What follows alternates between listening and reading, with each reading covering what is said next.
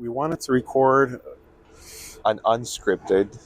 we wanted to record an unscripted conversation about Don Dillman, a reflection on who Don Dillman was as a teacher, as a mentor, as a colleague, and as a friend, and talk a little bit about our experiences with Don Dillman in the last few years that we've been working with him, and sort of save the memory and reflect on who he was in Memoriam, and have a sort of record on that. We're currently recording at outside of Thomas Hammer Coffee Shop in downtown Pullman, Washington. It's June 18th, 2024. It's about noon. I apologize that I have been recovering from a cold, so my voice is not back to normal yet. But I also didn't want to wait much longer I didn't want to wait much longer after the passing of Don Dillman to record this episode. And I wanted to have this conversation with my colleague here, Sunny Lee. And also, please excuse the fact that we're recording in public and there's a revamping of downtown Pullman. So there's a construction site going on. So please excuse if there's a little bit of background noise while we're talking. Yes. And also, I don't intend on editing this episode that much. And I want you all to see that we're not professional radio broadcasters and interviewers, and our thought process is a little bit choppy, and it's not as eloquent and fluent as we, I guess, wish it would be. But again, we're doing this podcast for fun, as a passion project, because of our love for surveys, and in a way, because of Don Dillman.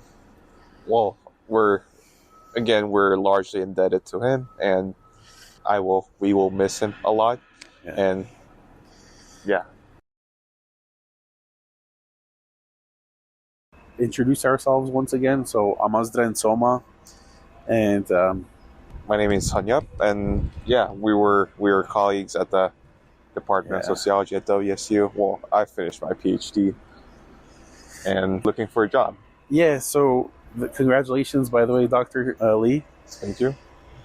It's actually really amazing that you made it out, and hopefully I could say the same sometime soon. Inshallah. I just want to talk a little bit more about our background, which is that we both met at the sociology department here at Washington State University, where we encountered Don Dillman as a faculty member. And when we arrived, Don Dillman had already been around for about 47 years as a faculty member in our department. So, and then we both took Don Dillman's class on a survey practicum in the spring of 2021. So what were your impressions about taking Don Dillman's class?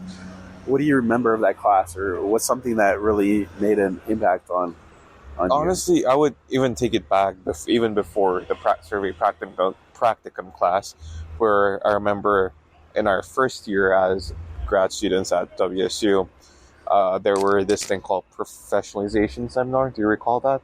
Yes. And one week he came in to give us a talk, and I remember it was something along the lines of 10 commandments of graduate school, or 10 commandments of sociology or something.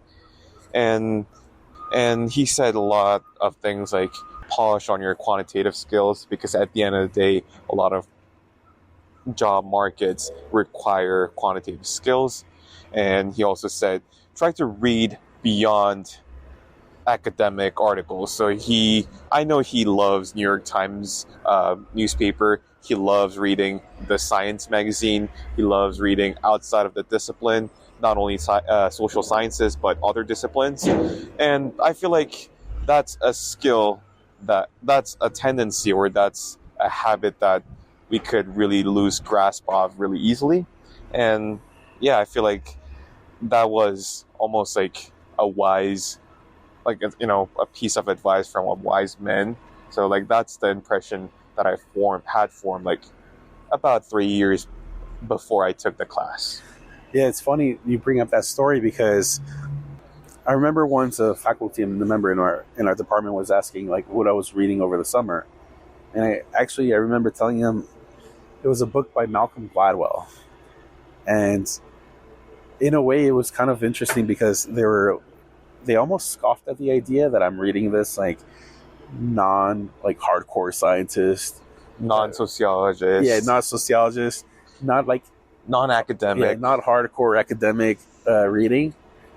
And I felt kind of embarrassed about it because they were like, well, what kind of like, more serious academic readings have you been doing? And I was like, I haven't really been doing any readings for fun. And I felt almost like judged, except I had the same conversation then with Don Dillman a few months later.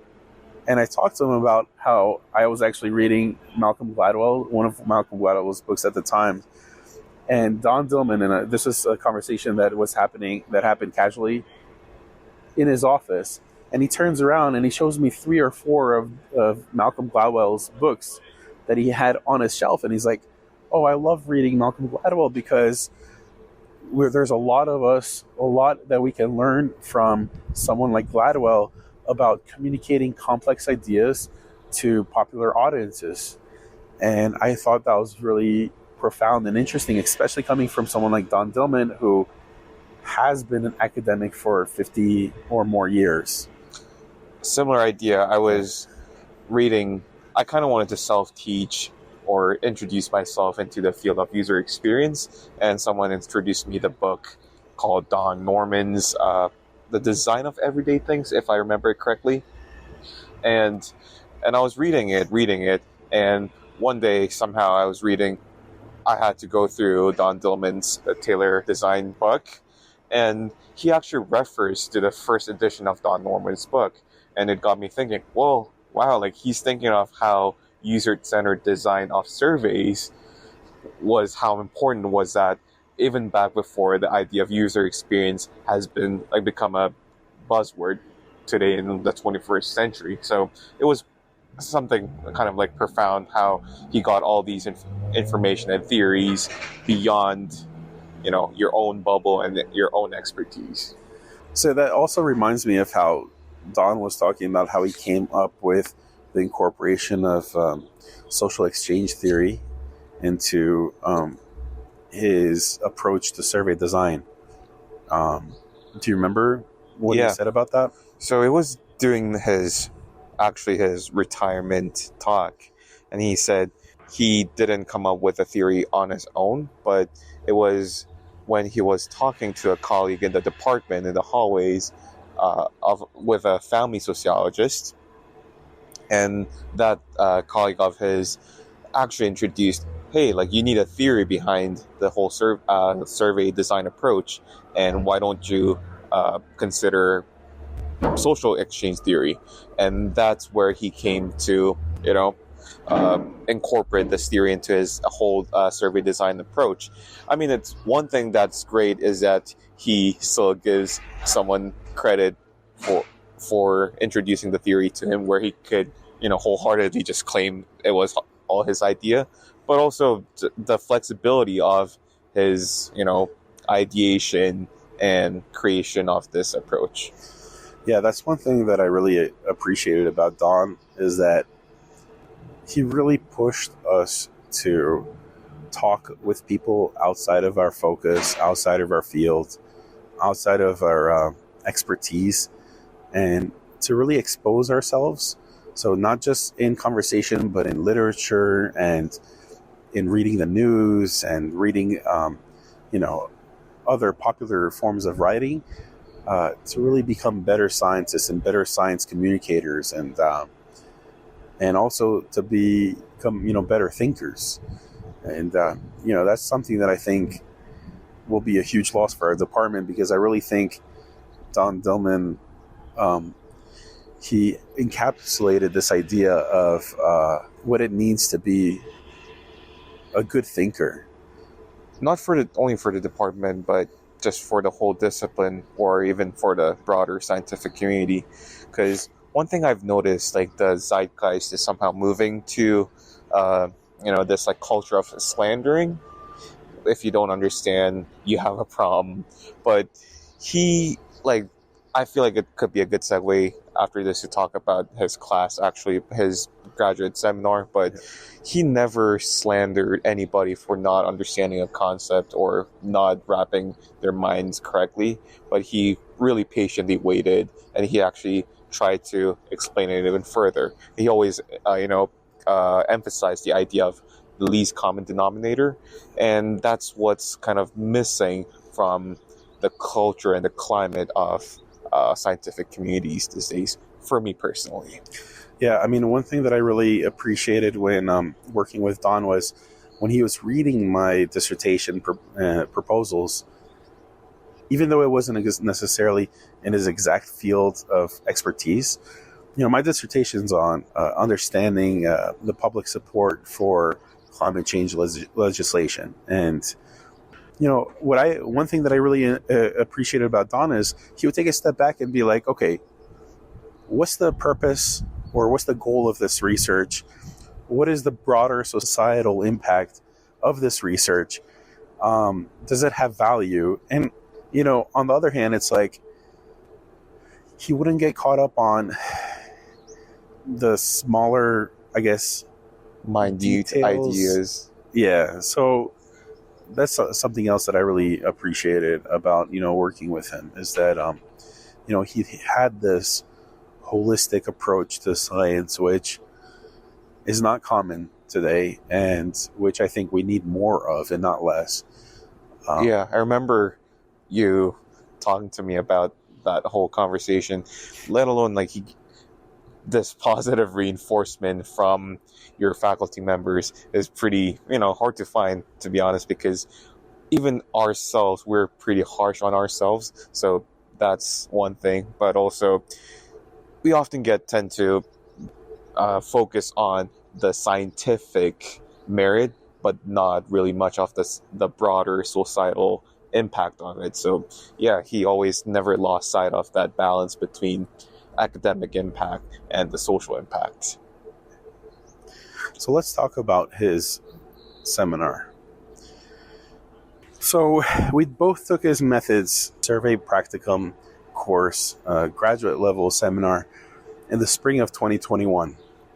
What do you remember about that course, or Don's approach to teaching that course that was, let's say, unique or unusual? Well, one thing I still take away is I feel like there were two components to it. One is unlearning all the bad habits. I never really had bad habits with surveys because I haven't created a fair share of them. But even during my undergrad, research projects, or even during my master's project, I've created a few, I believe, and I just have a vague idea of how bad they were. And they kind of violated all the principles of survey design. And so like unlearning those bad habits was one thing, but learning, I feel like the biggest thing I take away is when we create surveys, we don't create the survey questions or the survey in total and holistically with the ease of the surveyors in perspective, but from the potential respondents in mind. Like, is it easier? Is it less stressful for the respondents to actually start the survey and to complete the survey? Because I would sometimes, ever since I took the survey practicum course, and I would take all sorts of surveys for fun. Like I would, sometimes, satisfaction surveys from, all the restaurants and stores I go to, or sometimes like the online games I play. And sometimes, well, most of the time, those surveys are rarely made with the respondents in mind. So like a lot of the questions would be worded in a way that gets you thinking, like, what are they actually asking? But yeah, the end point is you should make the respondents' lives easier, not your own lives easier, because the liability, is more on your side if you're the surveyor, not on the respondent side. Yeah, I really appreciated how he brought in examples from the real world, and he really worked hard to make sure that what we're learning is something that we could practically apply, and it's not just something that we're theoretically learning. So I really appreciated that, we're having conversations about different kinds of surveys. And at the time, there were surveys about, taking vaccines and, checking in with doctors after being sick. But there was also surveys that we were discussing, let's say from, was it the IRS? The IRS surveys, the economic surveys. And then we were talking about, asking about gender and all those options. And I thought it was really interesting that he brought in such a wide variety of examples that we started to think about how surveys are, I guess, very. It's important to think about surveys in the sense that, like, you really have to think about them holistically from a very broad perspective, thinking about not only who is the survey benefiting, but who's going to be taking the survey, what the purpose of the survey is, and also like realizing that like you could literally want to measure the same thing between two surveys, but how you ask changes depending on who you are surveying or who is doing the surveying, and even things like what your budget is, or what platform you're using to do the survey.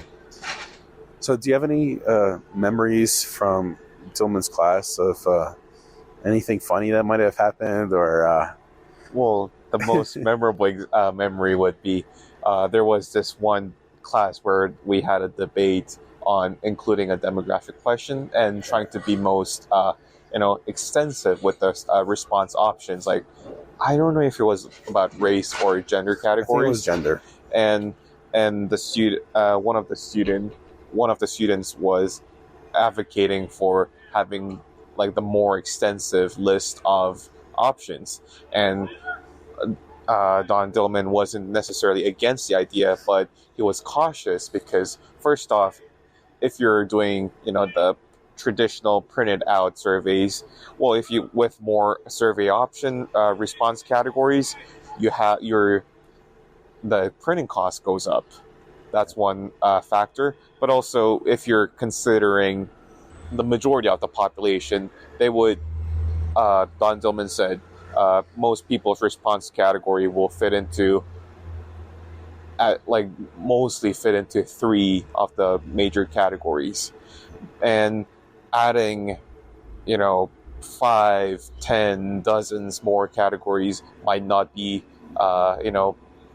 marginally beneficial. So there is no merit in adding them. And I still take away that memory, because when I create survey questions, is it marginally better for adding those categories, or is it actually more efficient and much better for reducing the number of categories? Because just people have to read more, think more when they see those number of categories. But if you had something to say. Yeah, I was going to say, I think the interesting thing about that debate was that it wasn't that Don Dillman was necessarily saying that we should not be inclusive. Don was very conscientious about being inclusive, especially of different genders. What he was saying was also, so not only about thinking about the cost of a survey like this, of the space and time that it might take, but also I remember in the conversation, the purpose of the survey was brought into question. So in this particular debate, I think this was the survey that he was talking about, that it was something related to the IRS, where it was like the whole goal of the survey was not the main dependent variable was not socially related. It was not about, it was an economic question, something that relates to income. And so collecting demographic information, while useful, it wouldn't not have added much substance to the analysis of the data or to the purpose of the survey if we had such granular detail about the gender identities, let's say, of the population that's being surveyed. Whereas I remember, so it's not necessarily about like not being, inclusive about different gender identities, but rather, weighing the needs of the survey and the goals of the survey with the resources that you have and with the data that you want to receive. And so I thought that was a very interesting conversation, because there's people in that class that actually got really upset because there was this discussion about not including a more extensive list of options for gender identities, whereas Don was making the case that sometimes having male, female, prefer not to say and other, or my gender identity is not listed. Having those 4 options is enough, and it's not necessarily required to even have an open-ended response option, because if you're not going to be analyzing the data, then what is the point of even collecting it, where it's not that you're excluding anybody if you have a category that simply says my gender identity is outside of these typical categories. Yeah, so basically my recollection of his point was, if let's say the question on gender is not the core question that is being asked in the survey, don't dwell on it. Like, don't spend too much time on it. So yeah, I feel like, and I see the both sides of the question, and he did not again totally brush off the student's counter argument, and he saw the merit in that argument, but he just said, well, in this scenario, it might be more efficient or much reasonable to take his route. And because those debates could, turn into a power dynamic and just like ridiculing, like, that's silly, but he never did that. And again, like, give him credit for that. Yeah, that was an interesting class, and I could tell that it left a few students feeling dissatisfied, you could say. But on the other hand, it really got me thinking about this broader lesson about, the purpose of questions, the purpose of including different response options, about thinking about the purpose of the survey itself, about what the goal is, who it's serving, who it's surveying, and thinking about all these different factors and elements when thinking about the survey design. Well, that reminds me of a different but unrelated story where I was doing data entry for this one survey, and towards the end there were demographic questions, and one of them was race and ethnicity, and there were like non-Hispanic white, non-Hispanic black, and all, and so on and so on, and a lot of people actually wrote on other, and they said American. So it actually gets you thinking or wondering, what is the actual point, or is there a merit of having all the inclusive categories when people could be reading it or answering it not in accordance with the intention that you created the question? Okay. All right, Dustin, what other memorable instances do you have with the class, or just with Don Dillman in general? Well, there's this one time, and I kind of want to remember this story for myself too. And so this was a time where seminars were still being taught on Zoom. I remember. And it's not in person. So the Zoom classroom was a little bit different. The dynamic was a little bit different. You can't really pick up on a lot of like the different cues.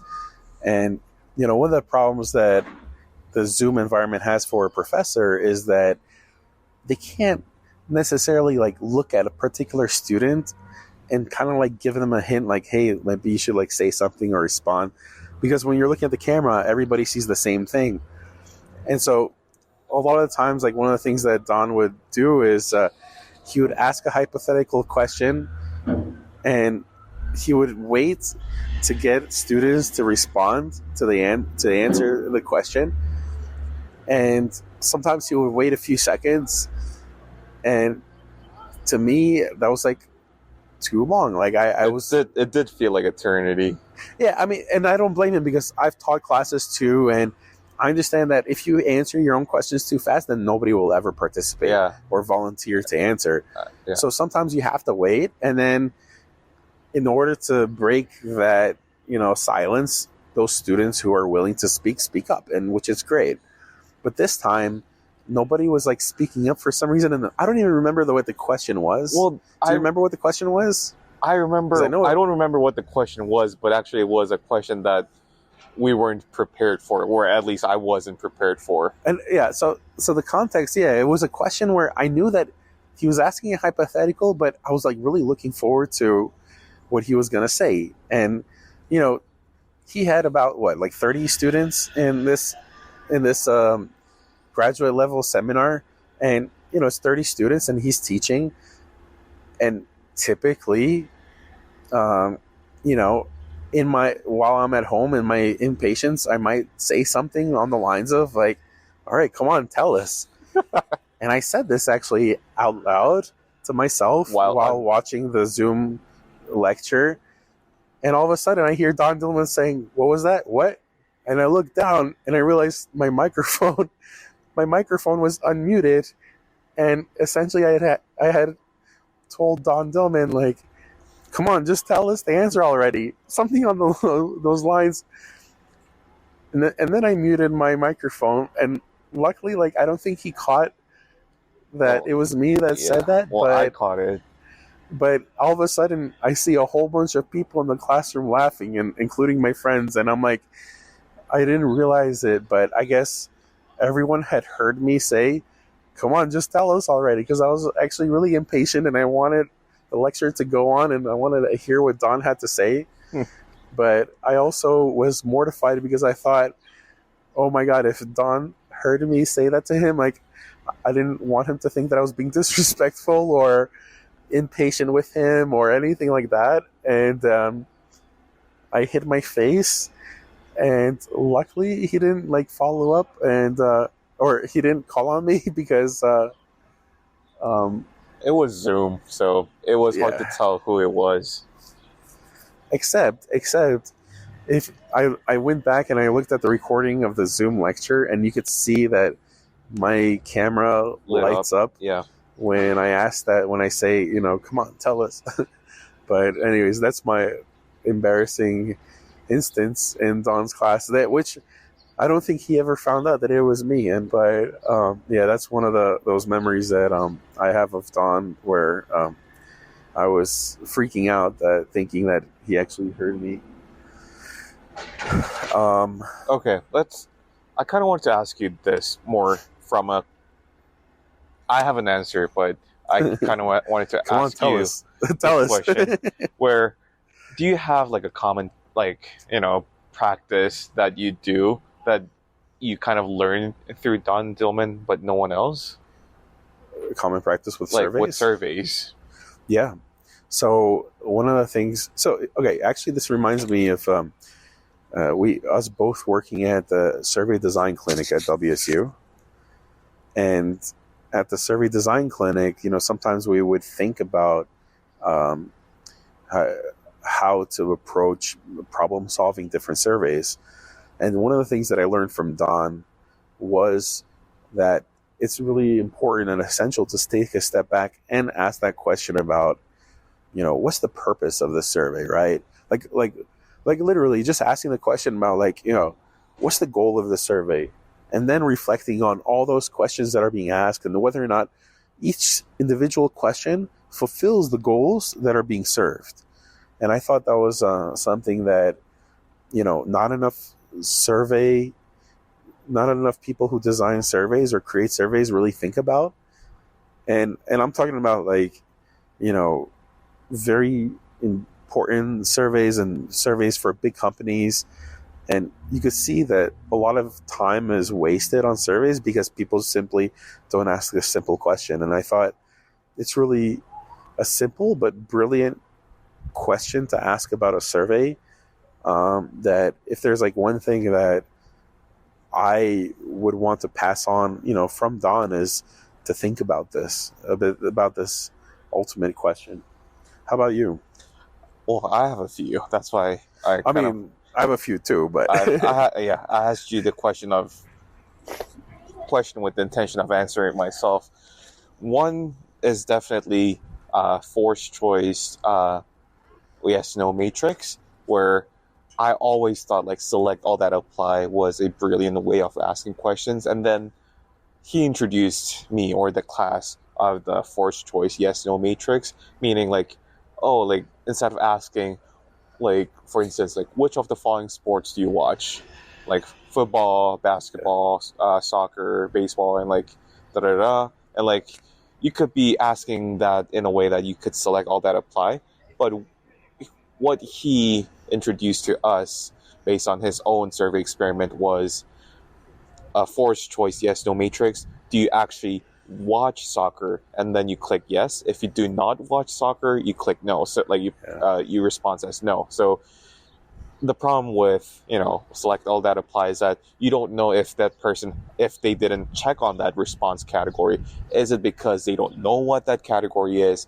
it because they truly don't fall in that category, is it they didn't read the category well, and so on and on. So I feel like it's a great way to ask multiple response kind of a question in that way. But so if there's one thing, if somebody asks you on the street, or let's say you're on a plane sitting next to somebody and they knew that you knew Don Dillman, and they ask you if there's one thing that you would tell me that you learned from Don Dillman that I should take away, what would it be? If I were asked that kind of a question, it wouldn't be about how a survey is being made, how a question is being constructed. I would go to, at the end of the day, the whole social exchange theory.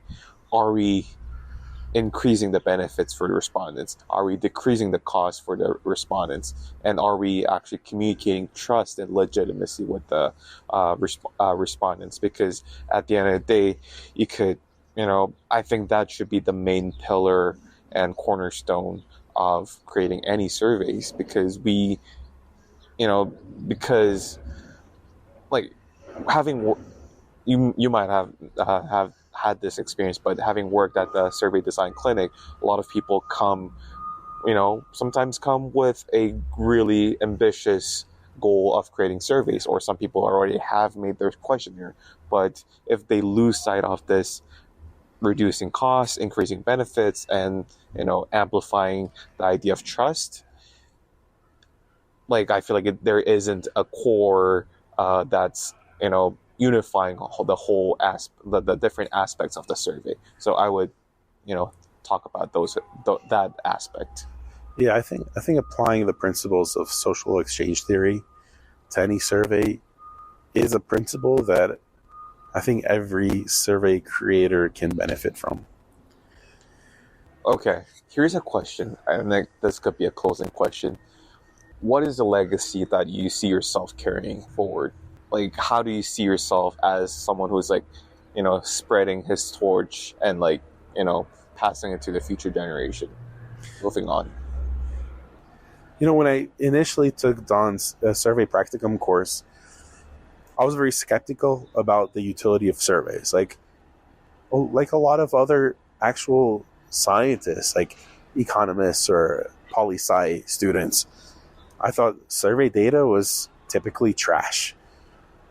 But taking Don's course and really learning about and seeing how much time and effort has been placed in understanding all the different aspects of survey design, whether it's like not just the questionnaire design, but the sampling methodologies and the design, the actual visual design of surveys, the four sources of survey error, and this combination of the art and science of survey design, which with the goal of reducing survey error and producing good data. I realized, like, after taking Don's class, I realized, hey, it's actually possible to get good data from surveys, but if you conduct the survey properly, right? So, like, there's a huge difference between having a probability survey and having a non-probability survey. Like, there's a huge difference between having a random sample from your target population of respondents, having a convenient sample of respondents, and You know, taking Don's class, it really highlighted how it is true that there are a lot of bad surveys out there, and that there's a lot of bad data. But it's also true that it's possible to get good data, but with good understanding of survey design.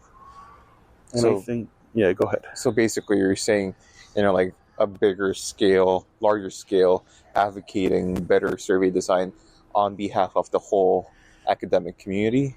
Yes. So not just on behalf of the academic community, right? But also all the practitioners. So yeah, other practitioners of survey design, including businesses, nonprofits, individuals. I mean, whoever it is that's conducting a survey, it's important that the principles of survey design that think beyond just the questionnaire are applied in a holistic, sound way. So, yeah, that's my main, I guess, takeaway from taking Don's class. Yeah. And very similarly, my vision as his student is, like over the years, I've noticed that there has, research has shown this, but there is a growing proportion among the public that there is an increase of doubt and skepticism towards the scientific community. And I feel like a big share, and like social scientists have somewhat contributed to this, because we tend to do the research without the people in mind when we're actually studying people. So I feel like not only the methodological bit, but the whole communication and the public communication bit of his leaning, like how could we make the public and the scientific community a better better neighbors and better collaborators. Because like this got me thinking when I was working at the phone lab, like a lot of people were just had a negative gut instinct reaction to surveys. Well, perhaps, as you said, because of people who had bad impressions of what surveys are. But I feel like it's also poor job on our end of not doing surveys from more a community-based perspective. But we're going to send out this questionnaire, you fill it out, and boom, we're done. But it should be more of a conversational, more dialogue between the scientific community and the broader the public and the non-scientific and non-expert communities. I also, since we're talking about Don Dillman and thinking about him in, I don't know, what's the word, in memory? Yeah. Yeah. I really want to emphasize that, academics has become something of a cutthroat, field where there's this idea of publish or perish. And again, I know Don nobody could say that he hasn't published enough, so you can't say he hasn't played the game. Like, he's published so much. And he hasn't denied the sad reality for you to get an academic job. You have to be publishing. Yes, but what I wanted to say is, so one of the differences between Don and other academics that I've seen is that Don had this sense of humility, which, again, it goes along with something that you were saying earlier, where it's like he wouldn't dismiss ideas because maybe they were not mature enough or not thought through well enough. So Don was on my dissertation committee, and I'm eternally grateful that he was. And one of the things that I really appreciated about Don being on my dissertation committee was that when he would leave feedback, he wouldn't just leave feedback on the things that I needed to improve, but he would also give compliments and praise on the things that he thought I was doing well. And to me, that meant so much, because it gave me hope and it gave me some kind of motivation to continue forward and continue working hard. And I also appreciate it's not just about the from a mental health perspective, but the fact that, like, I felt like Don, he never lost sight of what the broader goal is of what we're doing as scientists, right? So like, we're doing this PhD, which is taking years and years, and we're producing the science, but is it really just about those two people who are going to read our dissertation and making sure that the science is perfectly fine and the methodologies are sound and all that? Or is it about, like, are we really trying to ultimately make some kind of a difference in the world? And I really appreciated the fact that, working with Don, he reminded us about the ultimate goals of what we're doing, since we're not just doing it for the money. I mean, nobody goes into sociology to be rich and famous, but that, we have this hope and this dream that, like, maybe if we're doing this research on, gender, or on, the prevalence of marijuana use in certain demographics, or on climate change support and policy support or whatnot, that it might have that 0.0001% positive impact on the world from our efforts. And that thinking about our work scientifically in that, more, broader, from that more broader perspective, it really made working with him and working on our own projects more meaningful and more fulfilling. And I really appreciate it.